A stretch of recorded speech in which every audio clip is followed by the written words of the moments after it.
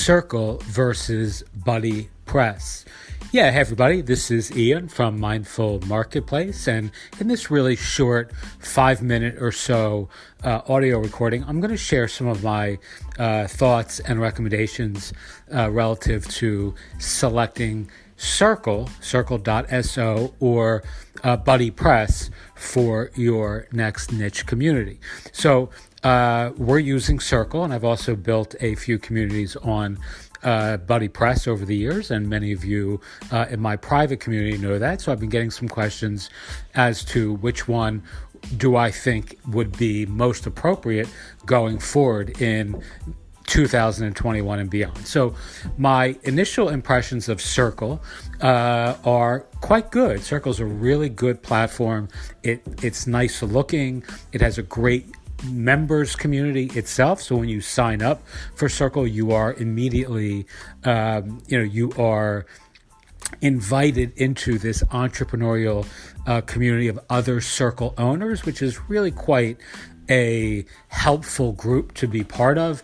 Lots of smart folks with lots of good ideas, lots of support from both the Circle team and from other professional peers who are also building communities. And I can't really stress the importance of that insofar as you're actually getting access to the sort of content and community that many people end up paying for, vis-a-vis some sort of niche guru kind of charlatan or huckster or whatever. You don't need to find yourself paying for all this entrepreneurial kind of coursework advice if you're actually in a group of folks who are building real communities, and you can model and emulate what they're doing, what they're asking, and what they are bumping up against challenge-wise. So that's a kind of an aside, but it's a really helpful thing to keep in mind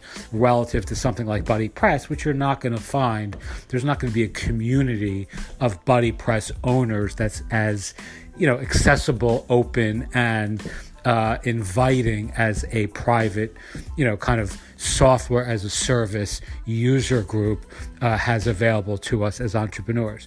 So in terms of the logistics, Circle is really, really easy to navigate. It's easy to create. It's very structured. They have spaces and topics. I understand that topics are going to be changed to posts in the next couple weeks.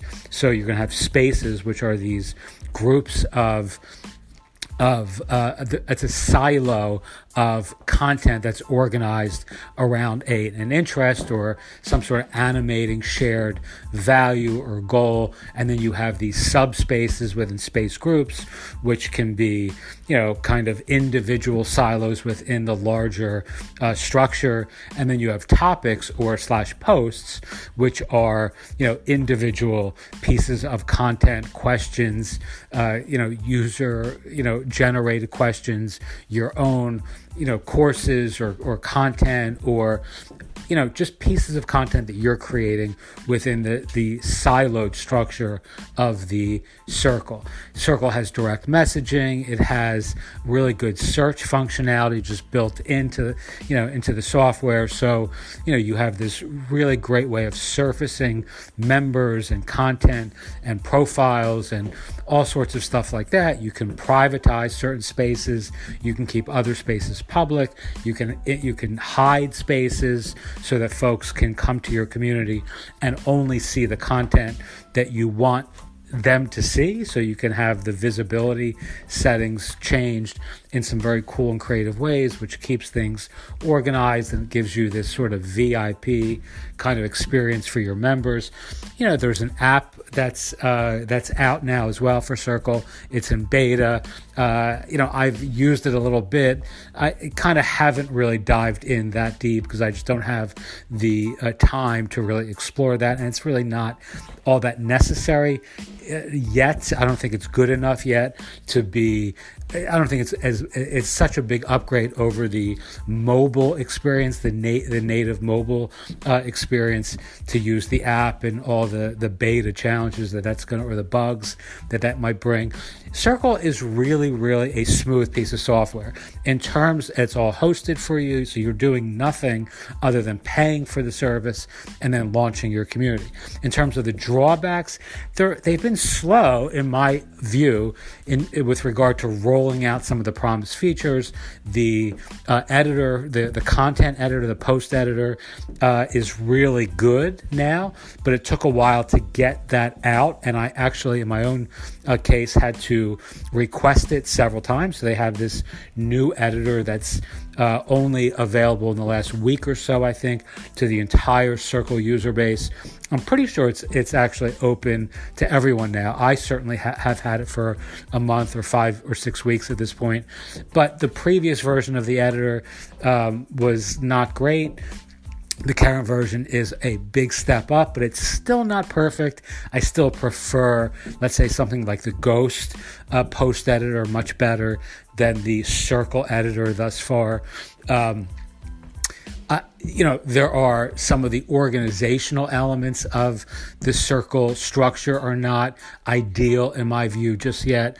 So, for an example, your landing page is just kind of drab in my view, like the main page for your Circle, which you can change in your settings, is still a little bit, it's generic to me, and they all look the same. So, because you have this limitation with regard to styling your Circle. So unless you're really good with CSS, or you really have a good designer working on your team or in your on your platform, you're pretty much going to have the same looking site as every other person or organization running a Circle. I don't love that. I think that's a liability at this point for their platform.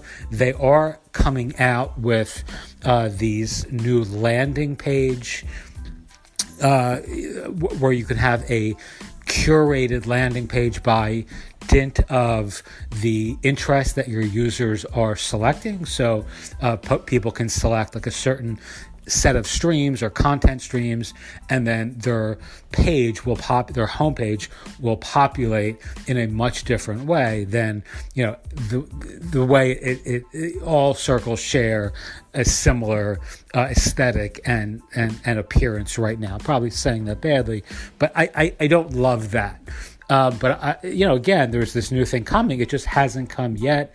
It's been sort of dangled as as soon to arrive for about a month or 5 or 6 weeks as well, and it hasn't shown up yet. So as I record this at the very end of December, I still have this experience. When I look at my Circle, it looks like everyone else's Circle other than my own color preferences, and I don't love that. I think that does diminish a little bit of the asset that you're building, insofar as user appreciation and, aesthetic and experience. Now, the thing that you can do, and we're doing this right now, and this should be live for our private community in the next couple of days, actually in the first week of January, is you can create an external landing page, and you can use like something like the card platform for landing pages, and then just create a great looking sort of landing page for your Circle, and then link to the private community from there. And you can use something like Member Space or Memberful and create a branded membership experience that's running through your landing page, and people signing up that way and accessing your Circle that way. So there are ways of actually creating these really nice designs that are the front facing pages to the public for your Circle, and then the private spaces are the groups and the spaces and the topics are coming sort of behind the scenes. So that's another way of styling your circle aesthetically or from a design standpoint to stand out a bit more than looking like everyone else's community. Now, there are some other things. I mean, you can't accept payments right now through Circle, which means that you have to actually have a payment processor that's external. We use Podia for that, and then we automate people or onboard people into our community, at post-purchase, right? But if you just wanted to charge people to sign up for your circle, you can't do that without integrating again with something like MemberSpace or Memberful or MoonClerk or one of those sorts of membership software processors, payment processors. And I think that's, again, a liability. I know that in the future that's coming, but for the time being, I think that's also something they should have tackled a little bit sooner rather than later. Now, let's talk about Buddypress for a second, because I do think that in general, Buddypress is a much less appealing option if you're building a serious community. I think there are just so few really good Buddypress communities in the world that to model. And I think that if you look at some of the themes and the designs and the aesthetics that Buddypress brings to the WordPress world, I think they're generally lacking. You do have Buddyboss, which is quite good. Buddyboss has done a lot of amazing, innovative work in the Buddypress space. And it's simple to set up, but again, you are managing everything on your own. So you have to host your site, you have to install the plugins, you have to update the plugins, you have to ensure that everything's running, that all that stuff that goes into managing a website, you're going to be doing double in a Buddypress style community, because there's not a lot more, but there's somewhat more work to do to make sure everything runs smoothly. Now, with respect to styling your site, I will tell you this. There's two recommendations I would make if you're building a serious community on Buddypress and you want groups and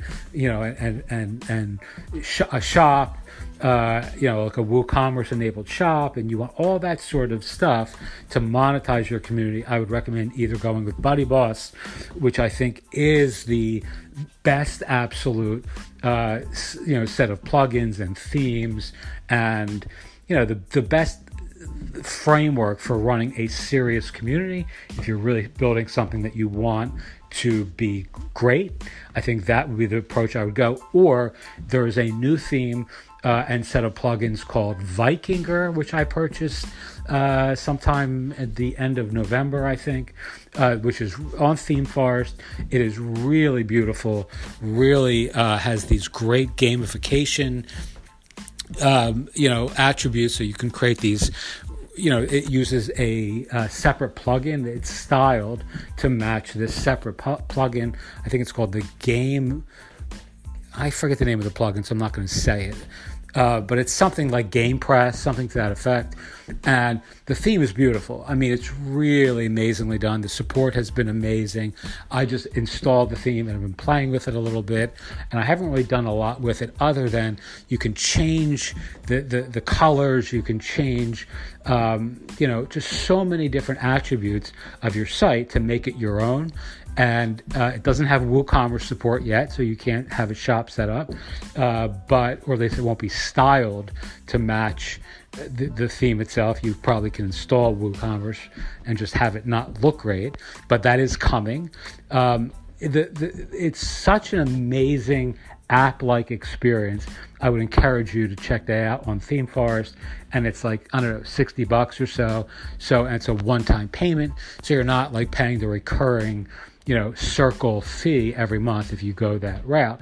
But again, like I said, I mean, the challenge using something like Vikinger or any Buddypress theme is that you're on your own and you're kind of like building it on your own. And if you have problems, you're sort of shouting into the dark or into the wind.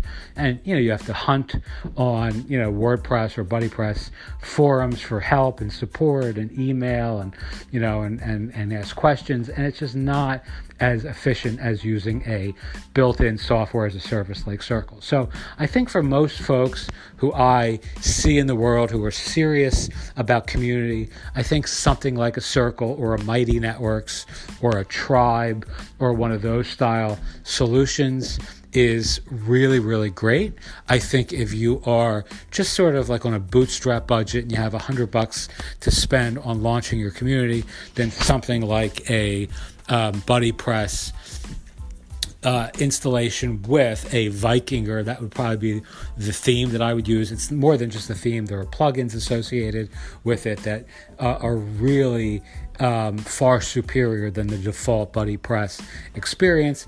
And of course, something again like a Buddyboss and the amazing innovations that they've brought to Buddypress is quite worth looking at as well. The challenge with Buddyboss is, again, it's pricey. I mean, it's not, now you're talking about a couple $100 for the theme and the plugins. I think the plugin's free, but the Buddyboss theme is maybe, I don't know, there's Buddyboss, and then there's Boss. There's a couple different themes they have running, and I think they've just released a new app-based solution as well.